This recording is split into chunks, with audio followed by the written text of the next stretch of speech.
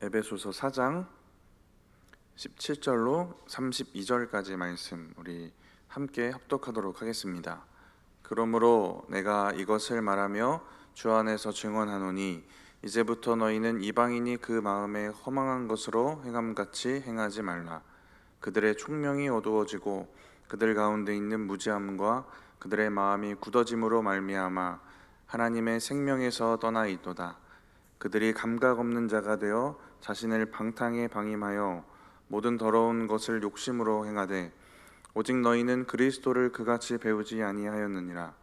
진리가 예수 안에 있는 것 같이 너희가 참으로 그에게서 듣고 또한 그 안에서 가르침을 받았을진데 너희는 유혹의 욕심을 따라 썩어져가는 구습을 따르는 옛사람을 벗어버리고 오직 너희의 심령이 새롭게 되어 하나님을 따라 의와 진리의 거룩함으로 지으심을 받은 새 사람을 입으라. 그런즉 거짓을 버리고 각각 그 이웃과 더불어 참된 것을 말하라. 이는 우리가 서로 지체가 됨이라. 분을 내어도 죄를 짓지 말며 해가 지도록 분을 품지 말고 마귀에게 틈을 주지 말라. 도둑질하는 자는 다시 도둑질하지 말고 돌이켜 가난한 자에게 구제할 수 있도록 자기 손으로 수고하여 선한 일을 하라. 무릇 더러운 말은 너희 입 밖에도 내지 말고 오직 덕을 세우는데 소용되는 대로 선한 말을 하여 듣는 자들에게 은혜를 끼치게 하라. 하나님의 성령을 근심하게 하지 말라. 그 안에서 너희가 구원의 날까지 인치심을 받았느니라. 너희는 모든 악독과 노함과 분냄과 떠드는 것과 비방하는 것을 모든 악의와 함께 버리고 서로 친절하게 하여 불쌍히 여기며 서로 용서하기를 하나님이 그리스도 안에서 너희를 용서하심과 같이 하라. 아멘. 4장부터는 이제 구체적인 권면들이 이제 이어집니다. 새롭게 지음받은 새 사람처럼 살아라. 그런 열매를 맺어야 된다라는 이야기와 함께 구체적인 실천의 적용점들을 제시합니다. 이러한 권면을 좀 실제적으로 하기 이전에 먼저는 옛사람을 벗고 새 사람을 입은 그 본질적인 변화, 이들의 상태에 대해서 다시 한번 확인하고 있습니다. 이 에베소서의 주요 목적 중에 하나가 신앙 재정립이거든요. 흔들리고 있는 그들에게 이미 알고 있고 이미 지나온 은혜이고 이들이 받은 은혜이긴 하지만 한 번 더 강조하고 있습니다. 이제 실천적인 이야기를 좀 이어가는 가운데에서도 먼저 그 속의 본질적인 변화에 대해서 다시 한번 이제 17절부터 이야기하고 있습니다. 우리 17절 말씀 같이 한번 읽어보겠습니다. 그러므로 내가 이것을 말하며 주 안에서 증언하노니 이제부터 너희는 이방인이 그 마음에 허망한 것으로 행함같이 행하지 말라. 그러므로라고 시작을 하는데 그러므로가 받는 내용이 있는데 오늘 본문의 앞부분입니다. 1절부터 16절까지 교회의 하나됨, 교회의 연합에 대해서 이야기를 하였고요. 그리고 이제 오늘 본문은 세 사람 각각의 성도, 개개인의 삶에 대해서 이야기를 하고 있습니다.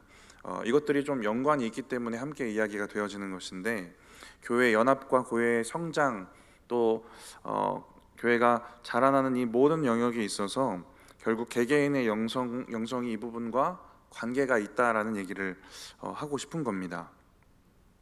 좋은 그리스도인이 있어야 좋은 교회이다라는 것인데 연합되어서 건강한 교회를 만들어가기 위해서 너희는 부르심받은 새 사람으로서의 그 거룩한 삶을 잘 살아내라는 겁니다. 15절, 16절 오늘 새벽 본문인데 보시면 그리스도를 머리로 한 각 지체들의 모임이 교회입니다.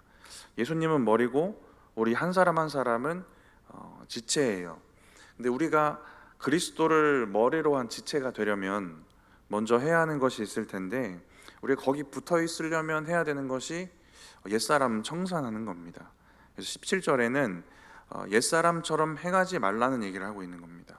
이제부터 너희는 이방인이 그 마음에 허망한 것으로 행함같이 행하지 말라. 여기서 이방인은 아직 예수님 안 믿는 사람, 하나님 거절하는 사람, 세상 사람을 말합니다. 그 사람들이 허망한 것으로 행함같이 행하지 말라. 그 마음에 허망한 것으로라고 했는데 허탄하고 허무하다란 뜻입니다. 세상 사람들이 집중하고 바라보고 살아가는 것들을 말하는데 로마서 1장 21절을 보시면 그 생각이 허망하여지며 미련한 마음이 어두워졌나니 이런 말씀이 있는데요. 로마서 1장에는 하나님을 막 거절하고 인정하지 않는 사람들에 대한 얘기를 합니다. 이런 세상 사람들이 그러한 마음을 갖는 건 당연한데 바울이 지금 권면하고 있는 것 대상은 에베소 교인들입니다. 근데 그들에게 너희가 믿음이 있다면 믿음이 있는 것처럼 살아라 라는 얘기를 하는 겁니다. 바울은 너는 새 사람을 입었으니 새 사람처럼 살아라. 하나님을 멀리하고 허망한 것에 마음을 두는 건 옛사람, 세상 사람들이 하는 것인데 너희는 그렇게 살지 말아라 라는 얘기를 하고 있습니다. 너는 새 사람을 입었으니 새 사람처럼 살아라 라고 말할 수도 있잖아요. 그런데 에베소 교인들이 자신을 좀 더 명확하게 돌아보기를 원했던 것 같습니다. 그래서 믿음이 재정비되기를 원했어요. 그래서 믿음이 있는 너희는 믿음이 있는 사람처럼 살아야 되는데 옛사람처럼 세상 사람처럼 살지 말아라라는 얘기를 이제 먼저 시작하고 있는 겁니다. 이 바울의 마음에는 교인들을 향한 간절한 마음, 이런 애타는 마음들이 좀 숨어 있는 것 같고요. 묵상해 오는 말씀 곳곳에도 이 마음들이 좀 드러나기도 합니다. 오늘 읽었던 17절에도 내가 말하며 증언하노니라고 했는데 말하다라는 이 동사 아니면 증언하다라는 이 동사 둘 중에 하나만 쓰여도 이게 의미상 아무 문제가 없습니다. 이 비슷한 의미의 단어를 두 번 반복하는 것은 바울 자신이 하고 있는 말이 얼마나 중요한지를 강조하려는 것이 하나 있고 또 바울이 지금 에베소 교인들을 향한 그 마음이 참 간절하다라는 것들, 이 감정들도 좀 표현이 되는 겁니다. 그래서 새 번역이나 공동 번역 또 다른 여러 한글 번역 성경을 보면 공통적으로 그 바울의 간절한 마음이 들어가 있는데 어떤 단어로 들어가 있냐면 간곡히입니다. 바울은 이 이야기를 간곡하게 말하고 있는 겁니다. 간절한 마음으로. 그리고 이 동사를 반복해서 이게 얼마나 중요한 얘기인지 새겨들어라 라는 얘기를 지금 에베소 교인들에게 간곡한 마음으로 하고 있는 것입니다. 마음에 허망한 것으로 행함 같이 행하지 말아라. 저는 이런 간곡한 부탁, 너희가 믿음이 있고 구원받았는데 세상 사람처럼 세상이 소망 두는 것에 헛된 것에 마음 두지 말아라. 이런 물음과 또 이런 요청들 우리 주님도 우리에게 하실 것 같아요. 여전히 우리가 허망한 것에 마음 두기 쉽고 허망한 것을 쫓아 행하는 우리의 모습은 어떤지 우리가 함께 돌아봤으면 좋겠습니다. 제가 이 말씀을 묵상하면서 기회비용이라는 좀 단어가 생각이 났어요. 잘 아시는 것처럼 이런 뜻입니다. 어떤 걸 선택하면 포기해야 되는 또 어떤 가치를 말합니다. 그래서 기회비용을 잘 생각하지 않으면 소중한 것을 이제 놓치게 돼요. 시간이라는 기회비용을 돈 버는 데만 쓰는 사람은 뭔가 더 소중한 가치를 잃게 됩니다. 가정이나 친구나 여러 가지 것들을 잃게 될 수 있겠죠. 우리가 허망한 것을 따르는 마음을 선택할 때 우리가 새 사람 입었지만 이러한 모습을 선택할 수도 있는 거예요. 에베소 교인도 믿음이 있지만 이런 것들을 따라 살아가는 사람들이 있었던 겁니다. 근데 우리가 이걸 선택하면 반면에 포기해야 되는 더 반면에 있는 또 선택의 가치들이 있는데 근데 그 가치들이 너무 비교할 수 없을 정도로 귀한 가치 아니겠습니까? 우리가 허망한 것에 마음 뺏기는 시간이 우리가 새 사람으로 살아가야 되는 그 삶의 시간일 수도 있는 것입니다. 허망한 죄보다 가치 있고 귀한 삶, 그러한 삶이 저와 여러분에게 주어졌습니다. 우리가 이것을 기억하고 이것에 더 가치를 두고 이것을 선택할 수 있는 믿음이 있기를 축복합니다. 18절과 19절 말씀은 그 허망한 것에 마음 드는 그 사람들에 대한 얘기를 이제 더 이어가고 있는데 그들의 상태에 대해서 자세하게 설명을 합니다. 우리 18, 19절 같이 한번 읽어보겠습니다.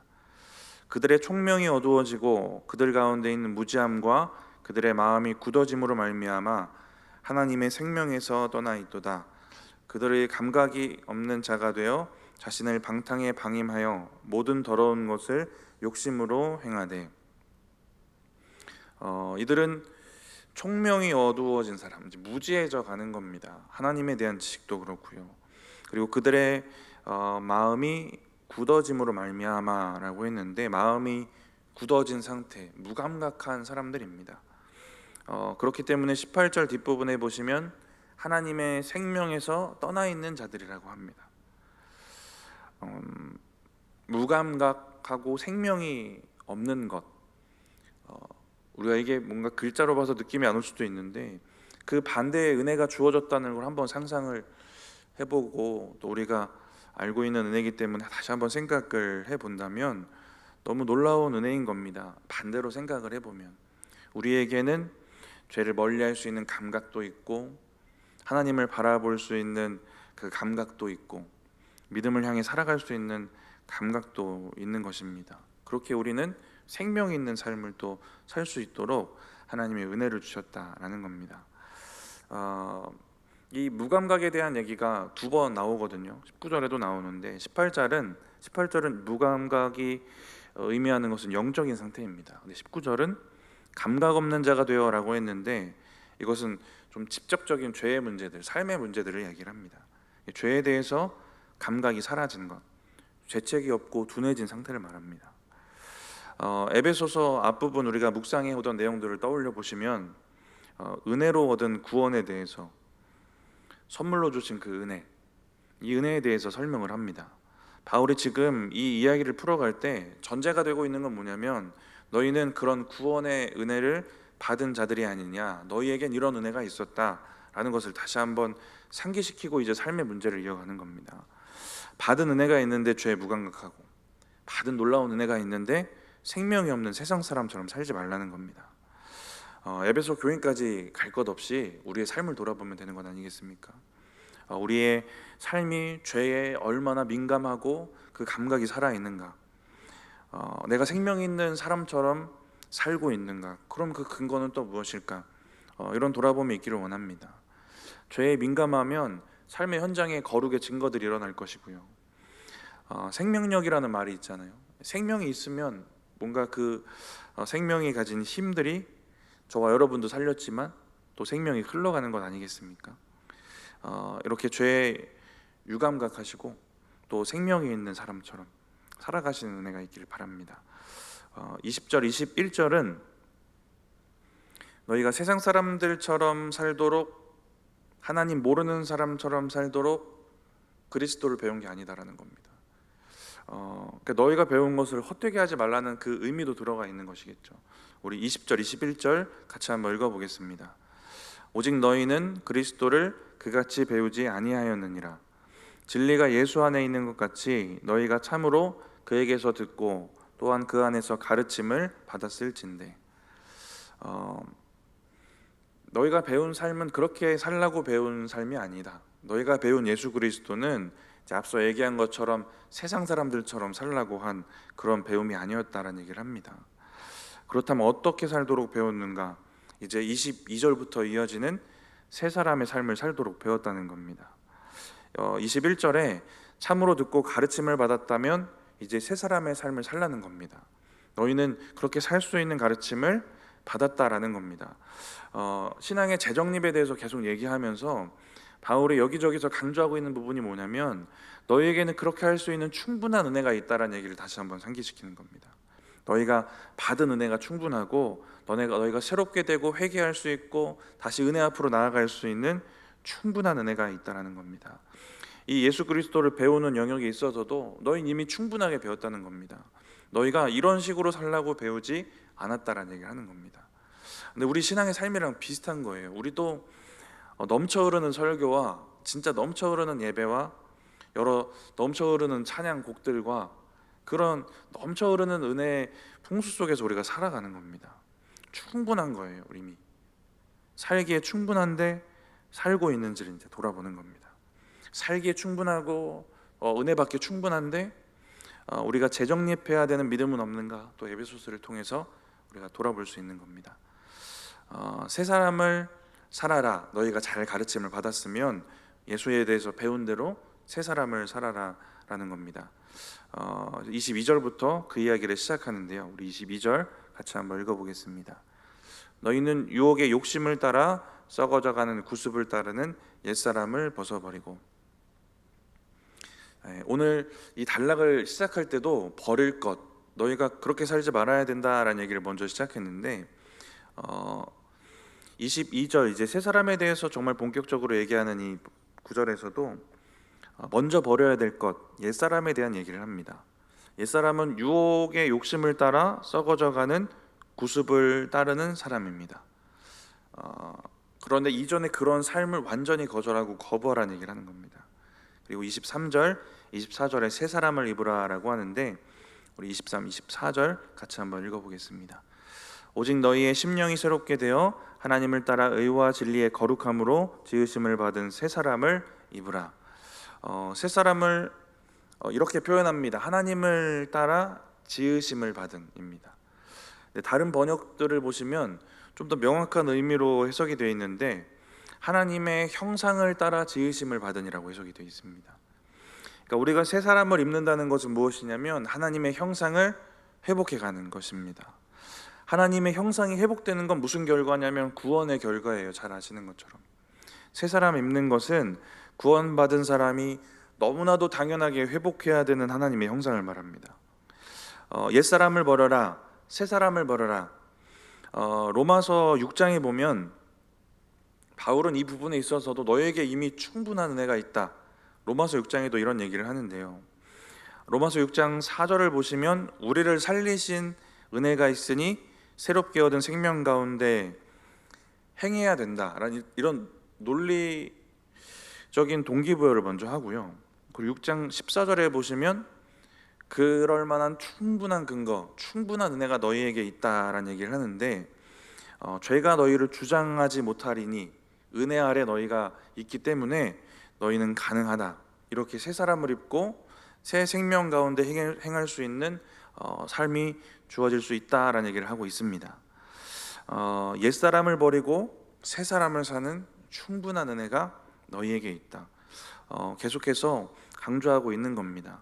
저와 여러분에게도 이런 충분한 은혜가 있고요. 말씀드렸던 것처럼 그렇게 사는 문제는 결국 각자의 문제인 것입니다. 그 각자의 문제 중에 어떤 구체적인 영역이 있을까?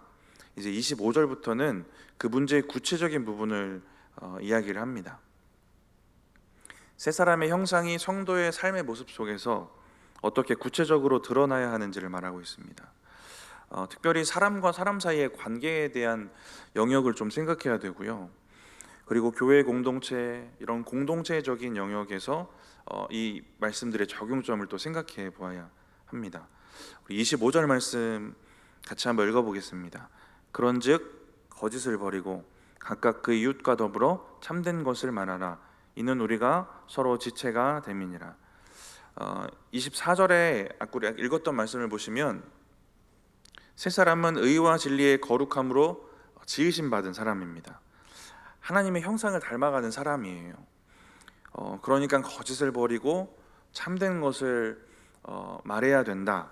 이것은 뭔가 우리의 의지적인 영역도 당연히 포함이 되겠지만 본능적으로 우리가 하나님의 형상을 닮아가고 구원받은 사람으로 새 사람을 입으면 그냥 본능적이고 자연스럽게 되어질 수밖에 없는 영역 중에 하나이기도 하다라는 것도 생각해 볼 수 있어요.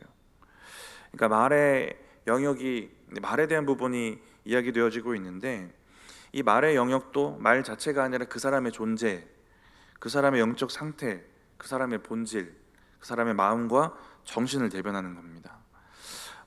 구원받은 사람은 구원받은 사람처럼 말하게 되는 것이고 구원받았는데 그렇게 말 못하는 사람도 있어요. 근데 최소한 뭐가 있냐면 죄책을 느낍니다. 세상 사람들은 느끼지 못하는 그 죄책의 영역이 더 큰 거예요. 그 기준이 하나님이니까. 앞서 나눈 세상 사람들처럼 무감각하진 않는 겁니다. 그래서 우리가 이 말의 문제도 우리의 내면과 영적 상태다라는 생각을 해보면 우리의 언어에 문제가 생기면 우리의 영적인 문제가 있구나라는 생각도 좀 돌아볼 수 있는 겁니다. 그렇다면 우리가 어떻게 말해야 되는가? 오늘 말씀 29절에도 말에 대한 부분이 좀 강조가 되고 있는데 우리 29절 말씀 같이 한번 읽어보겠습니다. 무릇 더러운 말은 너희 입 밖에도 내지 말고 오직 덕을 세우는데 소용되는 대로 선한 말을 하여 듣는 자들에게 은혜를 끼치게 하라. 더러운 말을 입 밖에도 내지 말고, 이 더러운 말이라는 원어를 보면 어떤 더러운 말이냐면 악담을 말합니다. 남을 해치는 말, 악담으로 남을 해치지 말라는 겁니다. 그리고 덕을 세우는데 소용되는 대로 선한 말을 해라. 덕을 세우는 말을 해라. 살리는 말을 해라. 누군가를 북돋아주는 말을 해라. 남에게 유익이 되는 말을 해라 라는 얘기입니다. 그렇게 듣는 자들에게 은혜를 끼쳐라 라는 얘기를 하고 있습니다. 이 말의 영역도 이 관계적인 부분에서 강조되고 있는 것이고, 또 공동체 안에서 우리가 또 교회 안에서 적용해야 되는 적용점이 동일하게 주어지는 겁니다. 새 사람을 입은 사람은 이렇게 말로 관계도 세워가고 공동체도 세워가는 겁니다. 우리가 새 사람이면 우리가 관계하는 사람들과의 사이에서도 그렇고 우리가 속한 공동체에서 이렇게 세워지고 살아나는 일이 일어나게 되는 겁니다. 우리의 언어를 통해서.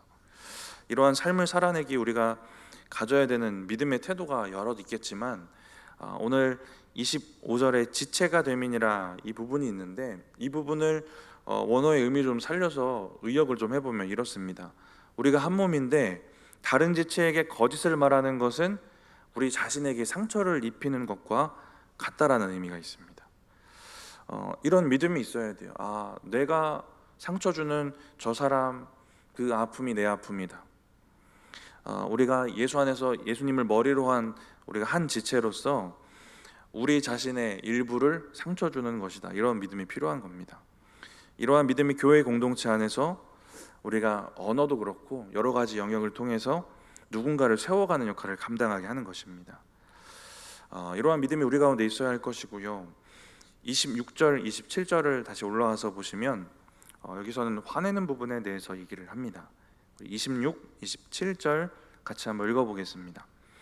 분을 내어도 죄를 짓지 말며 해가 지도록 분을 품지 말고 마귀에게 틈을 주지 말라.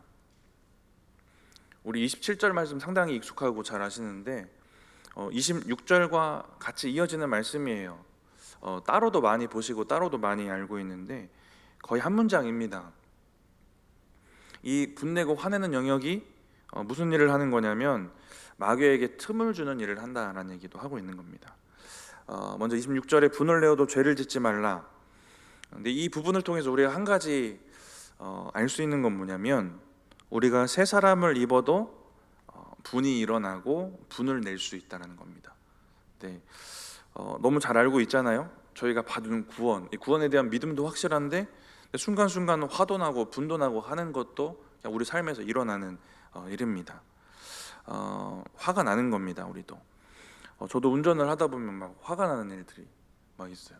최대한 입 밖으로 안 꺼내려고 열심히 노력을 해가지고 입 밖으로 잘 나오진 않는데 화가 나기는 나는 것 같아요. 그런데 날이 새도록 이 화를 갖고 있지 말라는 얘기를 하는 거잖아요. 근데 이 화를 최대한 빨리 없애려는 노력도, 이 말씀도 예전부터 알아오던 말씀이기 때문에 좀 실천해 보려고 열심히 노력하는 것 같습니다. 여러분도 아시겠지만 감정에 지배받는 느낌 아시잖아요, 그죠? 감정이 우리의 삶을 지배하고 또 우리의 그 삶의 모든 영역에서 부정적인 것들이 흘러가기도 하고 긍정적인 것들이 흘러가기도 하지 않습니까? 감정에 지배받는다라는 이 마음들을 우리가 알기 때문에 더 이 말씀에 우리가 더 무릎 꿇고 또 순종하는 마음으로 나아가야 될 것 같습니다. 27절은 아까 말씀드렸던 것처럼 화를 죄로 옮기고 분을 날이 지나도록 가지고 있는 것이 마귀에게 틈을 주는 것이다 라는 얘기입니다. 반대로 우리가 삶에서 이런 감정의 영역들을 하나님 앞에 내어놓고 잘 지켜가면 우리가 사단에게 넘어지는 일들이 줄어드는 겁니다. 우리 하나님도 우리를 너무 잘 아시는데 사단도 우리를 너무 잘 알잖아요. 우리의 연약함을 우리보다 잘 압니다. 그래서 우리의 그 연약한 부분을 가지고 공격하는 게 사단 아니겠습니까? 그 부분 중에 하나가 이 감정적인 부분이다라는 겁니다. 그래서 우리가 감정적인 부분을 잘 다스리지 못하면 그것이 사단에게 틈을 주는 것이다, 이 얘기를 하고 있습니다. 28절 또 어떤 권면이 이어지냐면 선한 일을 하라고 합니다. 우리 28절 같이 한번 읽어보겠습니다. 도둑질을 하는 자는 다시 도둑질하지 말고 돌이켜 가난한 자에게 구제할 수 있도록 자기 손으로 수고하여 선한 일을 하라. 자기 손으로 수고하여 선한 일을 하라, 이게 겉면이고요. 왜 그래야 되는지 앞서서 이제 얘기를 하는 겁니다. 맨 앞부분에 나오는 거는 조금 소극적인 적용이에요. 소극적인 적용입니다. 도둑질을 안 하기 위해서다. 네, 뭔가 상당히 소극적인 적용이죠. 도둑질을 하지 않도록 자기의 부족한 것들이 없도록 자기 수고로 채우라는 겁니다. 근데 적극적인 적용은 그 뒤에 이어지는 내용이에요. 가난한 자에게 구제하기 위해서입니다. 소극적인 적용은 자기의 삶을 살아내는데 그 필요를 채우기 위해서고, 적극적인 적용은 다른 사람의 삶을 잘 살아내도록 돕기 위해서입니다. 오늘 말씀들 공동체 영역에서 생각해야 된다고 말씀드렸는데, 공동체의 영역에서 우리 자신만 바라보는 믿음이 있어서는 공동체가 되어질 수가 없는 것 아니겠습니까? 다른 사람의 삶도 돌아보고 도울 수 있고, 그들의 실제적인 그 필요를 채워줄 수도 있는 그러한 삶의 적용이 우리에게 있어야 한다는 것입니다. 여러분 삶에 여러분의 수고가 있고, 그 수고로 얻어진 많은 물질들도 있으실 것이고 할 것인데, 그 수고가 여러분의 삶도 채우지만 다른 이의 삶을 돕는 선한 일이 되어져야 한다는 것을 말하고 있는 겁니다. 이 적극적인 적용의 영역들도 한번 생각해 보셨으면 좋겠습니다. 근데 이 28절 말씀뿐만 아니라 우리에게 주시는 성경의 말씀들이 우리가 소극적으로 적용하려면 얼마든지 소극적으로 적용할 수 있고, 근데 적극적으로 적용하려면 얼마든지 또 적극적으로 적용할 수 있는 영역들이 상당히 많이 있습니다. 근데 하나님 바라시는 건, 소극적인 건 우리에게 한계가 좀 있다면 사람과 하나님이라는 그 영역까지 우리의 적용점이 구체적이고 적극적으로 이어지기를 원하시는 겁니다. 이 마음을 깊이 묵상해 보시고 더 적극적인 삶의 실천들이 이어지기를 축복합니다. 우리 30절 말씀 같이 한번 읽어보겠습니다.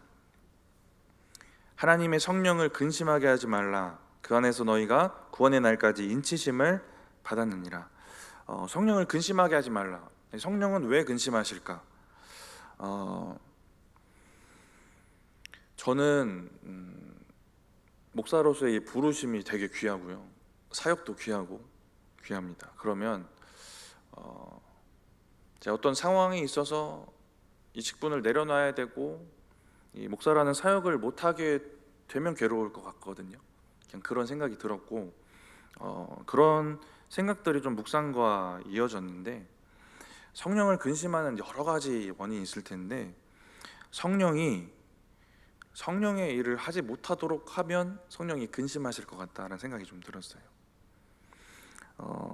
성령이 우리 안에 계셔야 되고요, 성령이 우리 안에 계셔서 우리를 주장하셔야 됩니다. 근데 그것을 가로막는 게 무엇이냐면, 오늘 본문의 단어를 빌려서 옛사람의 잔재들입니다.